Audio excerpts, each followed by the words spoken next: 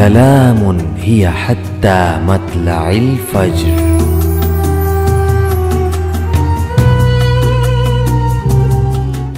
अल्हम्दुलिल्लाह, James TV माह रमज़ानुल मुबारक की पुरकैफ सातों में गुज़िश्ता साल की तरह इस साल भी अपने खुसूसी सहर नशरियात मतलइल फज्र में 15 से 25 साल के तलबा और तालिबात के लिए मुनक़िद कर रहा है कुरानी मालूमात पर मुश्तमिल कुल सिंध मुकाबला ज़हनी आजमाइश बाउन्वान रूहे कुरान।